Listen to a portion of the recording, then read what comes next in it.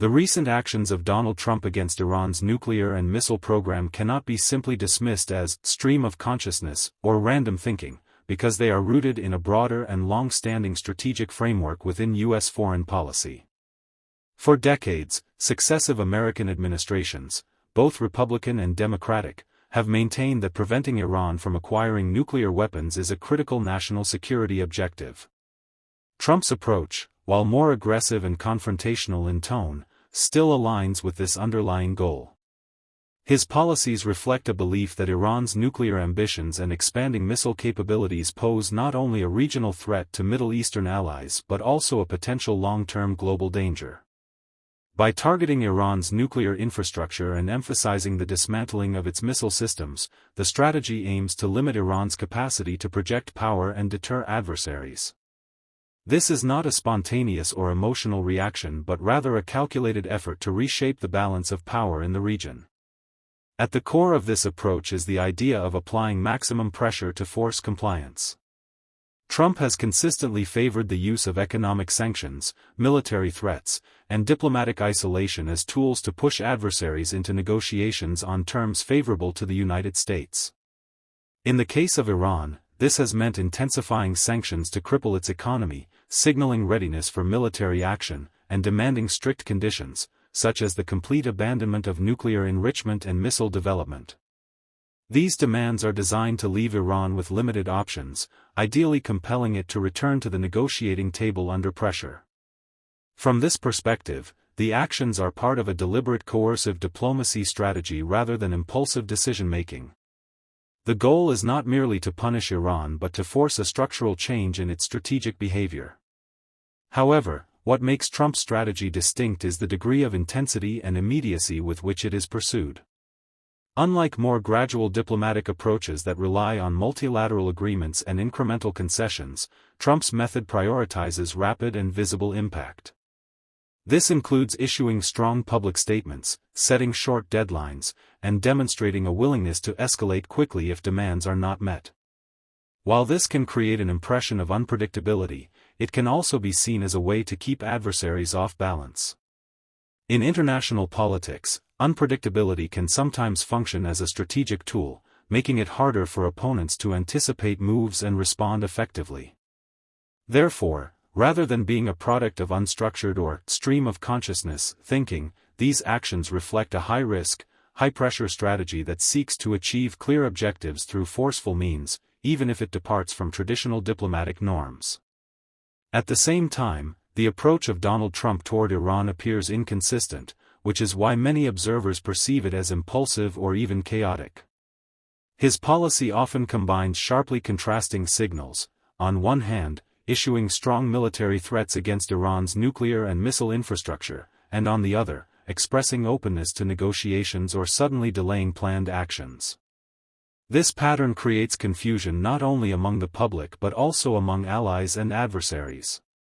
For instance, statements warning of devastating consequences for Iran may be followed shortly by claims that diplomatic talks are progressing well or that military action will be paused.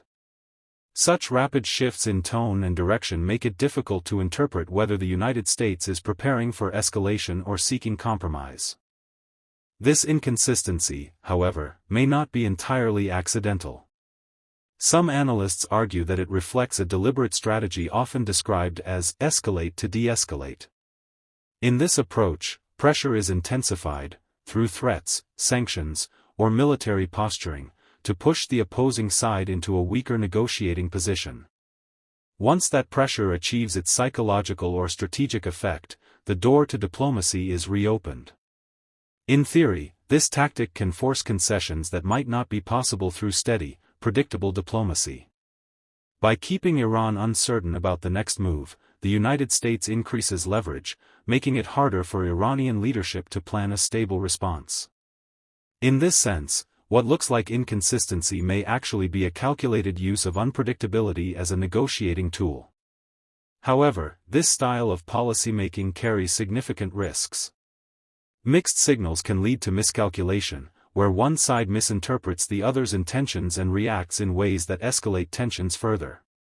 For example, if Iran perceives a threat as immediate and credible, it may respond aggressively, even if the original intention was to force negotiations rather than provoke conflict.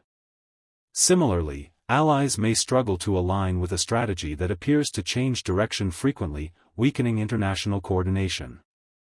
As a result, while Trump's approach may contain elements of strategy, its fluctuating nature blurs the line between deliberate pressure tactics and genuine unpredictability, making it understandable why some critics describe it as resembling stream of consciousness, even if it is not entirely so. Finally, critics argue that while there is an identifiable strategy in the actions of Donald Trump toward Iran's nuclear and missile program, the justification behind this strategy may be weak, overstated, or selectively interpreted. A central point of debate is whether Iran actually posed an immediate or imminent nuclear threat at the time these aggressive policies were pursued.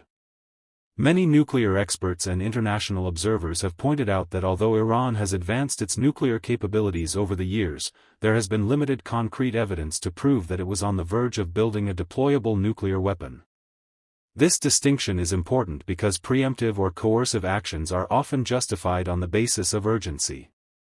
If that urgency is exaggerated, then the entire strategic foundation becomes questionable in the eyes of critics. Furthermore, intelligence assessments and global watchdogs have historically offered mixed conclusions about Iran's intentions. While some reports highlight concerning developments, such as uranium enrichment levels and missile testing, others emphasize that these activities do not automatically translate into an active weapons program. This ambiguity creates space for political interpretation, where leaders may choose to frame the same set of facts in different ways to support their preferred course of action.